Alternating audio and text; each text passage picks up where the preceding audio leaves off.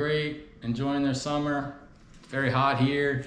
See, it's in my gym, it's 99 degrees. My garage gym, so you know it's really hot outside.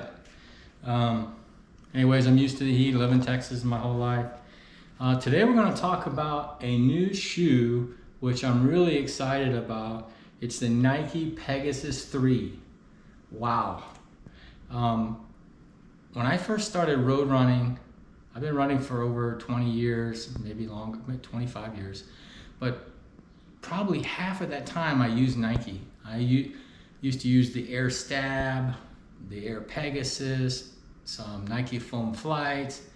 And then about 6 or 7 years ago, right before I started changing, no, it's about 6 years ago, when I started looking at running on the trails, I stopped using Nike, and the reason I did was because I was having foot problems. I was having plantar fasciitis a lot, and I now know that the reason was because I was not using their neutral shoes. And a few years ago, I had a gait analysis, and I learned that I have very flat feet. I didn't know that before 3 years ago. But anyways, I was watching some other YouTubers do a shoe review on this, and they said it's the new Pegasus 3 they really like it, and it's a big shoe. It's very similar to my my Evo Mafate, the Hoka, and also my Ultra Olympus, which is my go-to shoe for racing and trails. And I said, you know what, I'm gonna try this. I haven't used Nike in a long time, and they're really reasonable price too. I mean, we're talking $129. I mean, most of these shoes, the new tech shoes, they're coming out 170 plus. You see the new Saucony Endorphin Pro shoe came out for the trails. It's $200. It's crazy. Anyways, shoes are getting very expensive, but this is very reasonable, $129. And what I really like about it, it's very comfortable. It's really a beautiful shoe. Where they did the colors, they put Nike Trail here and inside the shoe. It's just a beautiful shoe. Got Nike Trail on the side here. The cushioning, the EVO is very, very cushioning. I tell you what, I've got this is a 20-mile review, so I've run in the shoe twice.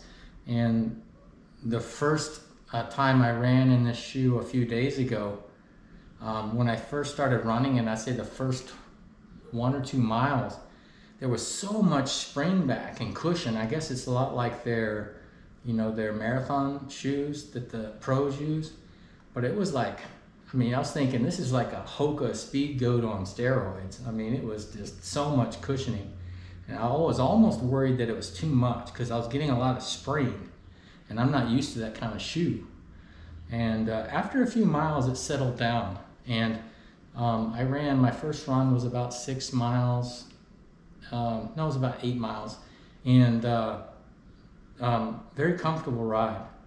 And the only thing I had to do was I had to work with the lacing some.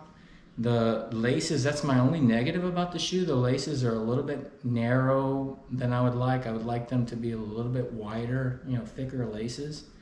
And I really had to work with it to get a good tight fit. But the shoe's got a really neat technology. It's got this bumper on the front of the shoe, but it's part of the outsole. It's not a separate piece. It's all molded together. And it's right around the front. So a lot of times, the shoe companies are putting leather or vinyl right there. This has actually got a rubber bumper guard. I've never seen that before.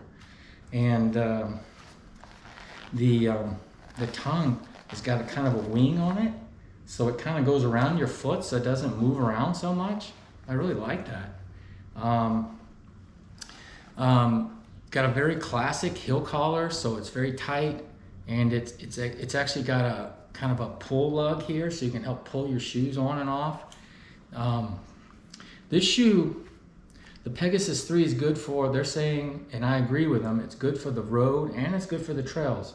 So if you're doing kind of a hybrid running like I am, I usually run a few miles on the road till I get to the trails, and then I run on the trails, and then I run back on the road. So I'm hopping on roads and trails and roads, you know.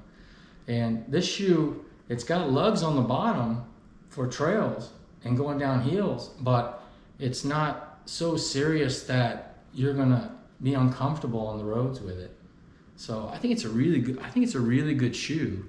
And what else about this shoe? It also, I've got the teal and smoke gray, but they also have a black and light gray shoe. I think this teal is a really beautiful shoe. I don't have, you know, of all the shoes I have, I don't have this color, so I definitely selected this color. I think it's something definitely different. Like I said, it has the pull tab, you know, help you get the shoe on and off. What they've done from the Pegasus 2 to the Pegasus 3, they've updated the upper and made it a little bit stronger.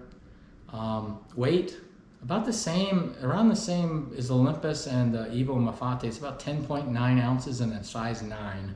So it's a big shoe. And if you like big shoes, you're gonna like this one. I mean, I'm 195 pounds. I need big shoes.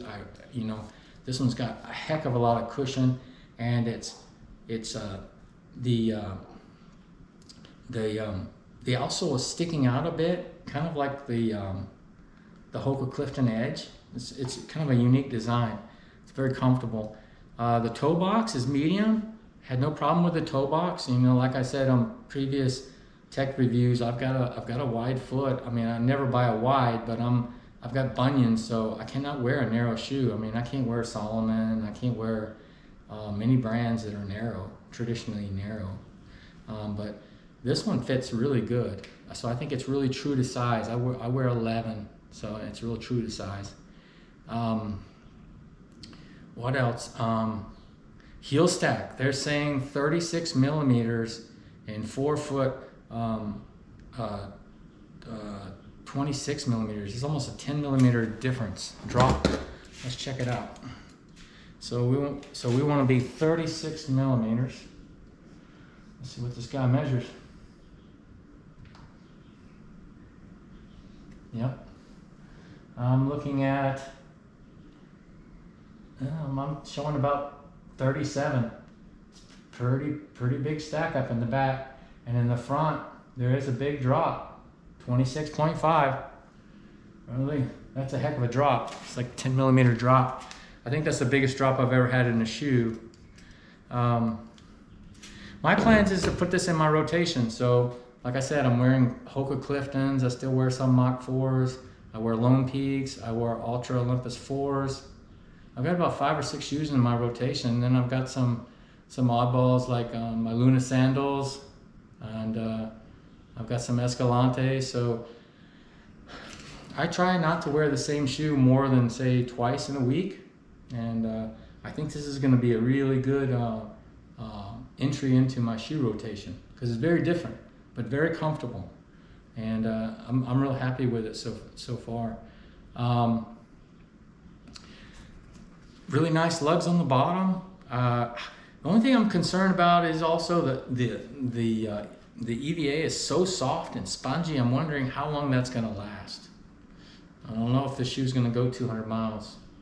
I like shoes to go 300 miles, so we'll see. But like I said, this is a 20-mile review. So far, this is a great shoe. Highly recommend it.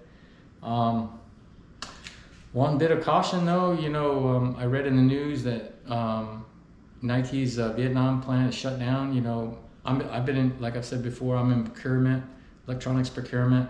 So I do a lot of work with Asia, and I know that COVID is real bad in Asia right now. Some of my suppliers in Thailand and China are shut down, and I have some companies in Vietnam told me they're in a total shutdown. Nike right now, they make a lot of their shoes in China, but majority are being made in Vietnam right now. So get them on order because there's about a 2-month lag, you know, from a shutdown. So I think if you're going to buy Nike shoes, this one or any other shoe, you need to buy them now, because there could be a shortage later in the year. But real good shoe, great price, $129. That's from Running Warehouse. I've noticed the price is about the same other places. But what a steal of a deal. I mean, all the other shoes out there in this category are $150, $160, $170. Some up to even $200. A great shoe. If you have any questions about this guy here, let me know in the comments, and or you can send me an email, runnerrw@gmail.com. Love to hear from you. Enjoy your week. Enjoy your run. Take care.